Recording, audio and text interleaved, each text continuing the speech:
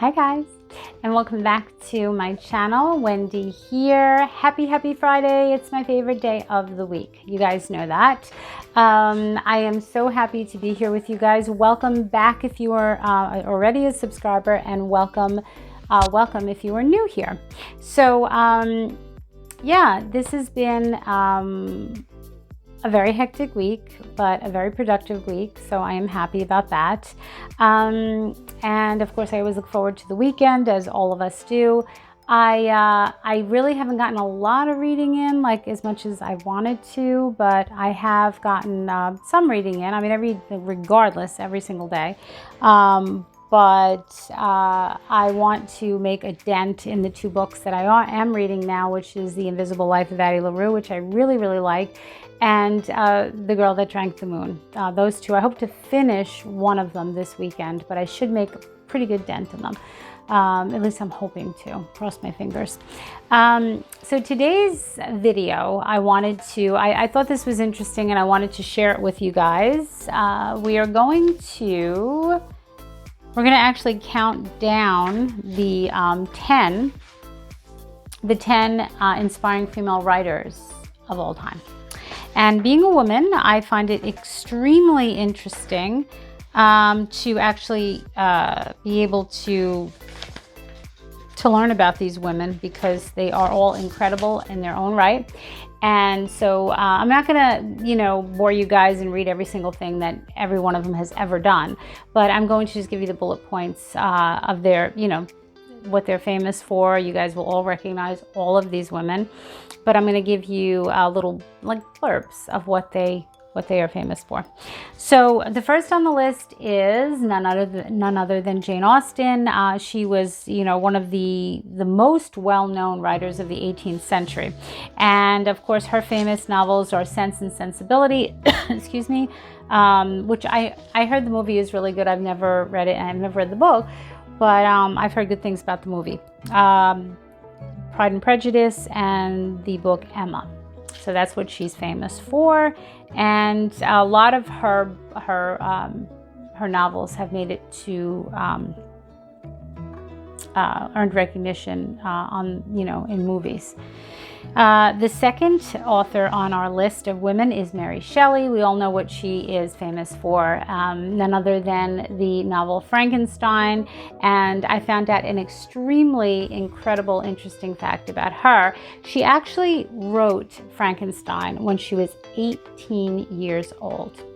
How freaking amazing is that? Like, I can't even fathom writing anything at 18 years old, but let alone something like Frankenstein. I think is just incredible, just beyond incredible.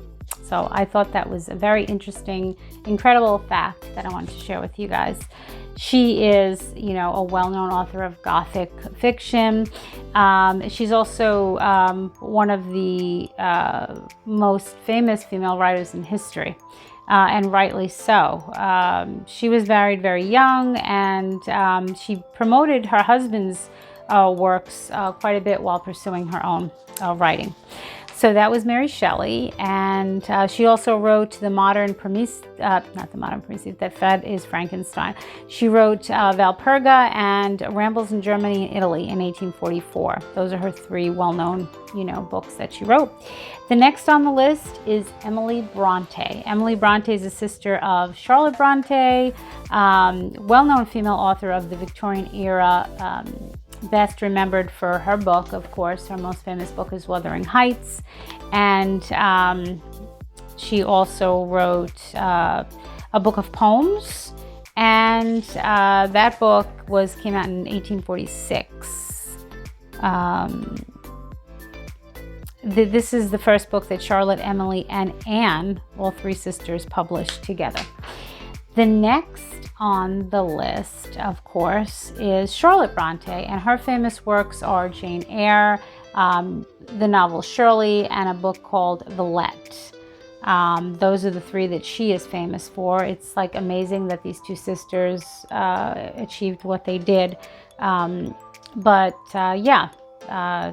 This definitely some talent packed into this family. The next writer on the group of women is Louisa May Alcott, and of course she is the writer of Little Women. That's her famous book, and that's what she's best known for.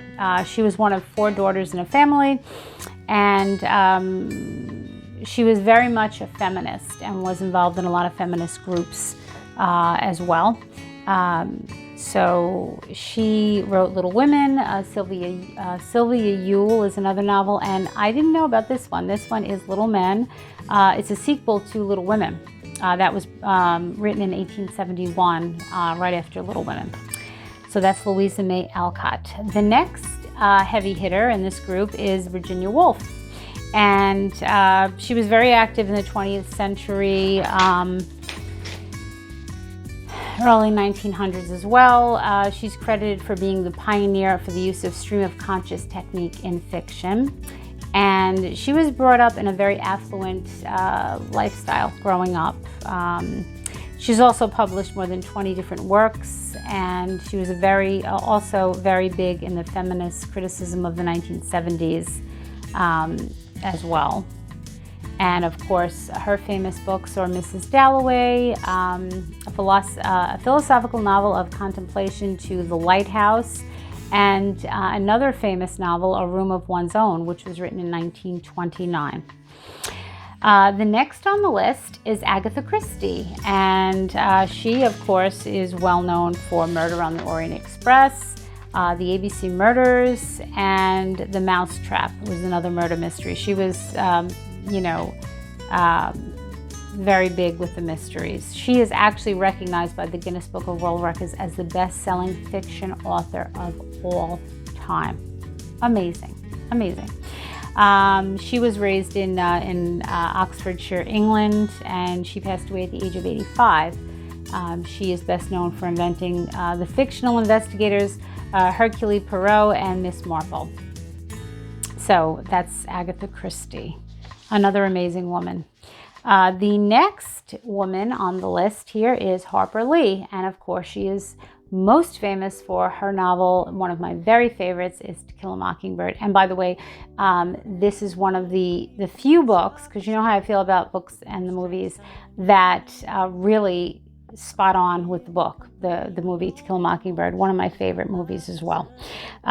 She won the Pulitzer Prize for fiction, best known for her book that was written in 1960, To Kill a Mockingbird. She went on to win the Pulitzer Prize as well for fiction.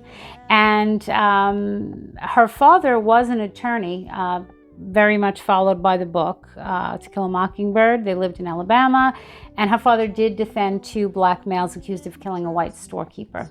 Followed the book very much so. That is the book that she is best known for. And she also wrote a second book, Go Set a Watchman, in 2015, and that's when it was released. So that's Harper Lee. And the next one on our list is Toni Morrison. Toni Morrison was an American novelist and editor born in Lorain, Ohio. And she is best known for her book, The Bluest Eye. It's a debut novel, chronicles the upbringing of young Pecola, an African-American girl in the years following the Great Depression. And then her second book, Sula, came out in 1973, follows a young black girl named Sula as she matures under severe adversity and hostility. And the third book is called Favorite. So it's an account of former slaves in a Cincinnati home that's cursed with an evil ghost. So that is number 9. And number 10, and last but not least, is Margaret Atwood. And she, of course, wrote the dystopian novel The Handmaidens Tale, written by Canadian-born poet and novelist Margaret Atwood in 1985. And she explores a range of subjects that persisted over time yet are still relevant now. It's because of the way she describes these issues with a razor-sharp literary style, and she's covered on many A-level curricula. She received numerous honors for her literature, including the Penn Center USA Lifetime Achievement Award. And so she definitely is number 10 on this list of the 10 inspiring female writers of all time. Handmaidens Tale. I have not read that, but I've heard wonderful things about it. So I just wanted to share those authors with you guys because I thought it was very interesting, especially Mary Shelley. I can't believe that she wrote that book at 18 years old. I mean, it's beyond incredible. But I thought it was interesting. I wanted to share it with you guys. Like I said, being a woman and knowing what an impact women have on the literary world, I wanted to share those. And those are 10 that most people know at least one on that list. So I thought it was very interesting. And yeah. By the way, guys, I know I play with my hair a lot on here, and I apologize. I had, up until recently, and it's still not over yet, I had post-COVID hair for quite a while. Yeah. I lost clumps of hair when I had COVID last year, and I didn't even know it was from COVID. I thought it was just, I don't know. I didn't know what it was from. And, you know, I started noticing it, and I also documented it. Like, I started taking pictures of it, and I was like, wait a minute, something's wrong. And then someone told me that, you know, they had the same thing happen. And I was like, wow. Like, I didn't know. So my hair is just coming back now. So I recently got it colored and cut again and trying to get it back to somewhat what it was before. So, yeah. So I hope it looks better. I mean, I think it does. So if you guys would have seen the way it was right after COVID, you would have been scary. Scary. I have very, very thick, always have very, very thick hair. And to lose so much of it, I was like devastated. It's a big deal, you know, your hair, and you don't realize it until you start losing it in clumps. So if you see me do this a lot, I'm sorry. I don't mean to be annoying on camera. It's just that I'm always trying to fix it and make sure it looks good, and it, you know, it has some fullness to it, because I never struggled with it before, and now I do. So I just wanted to pass that on to you guys in case it looks like I'm always going like this or whatever. I wanted to share that with you guys. I like to keep it real on my channel, so that's it. So that is a wrap, as I always say, for this episode of Book It with Wendy. Thank you so much for sharing your Friday with me. I truly, like I said, it's one of my favorite times of the week is doing this channel for you guys and sharing things with you guys. I truly enjoy it. I wanted to show you guys something I didn't show you last time, but I have to show you. This is like one of the most adorable, cutest things I've ever seen. I was at the thrift shop not long ago with my daughter and her fiance, and we were just looking around. You know, it's my favorite thrift store for books.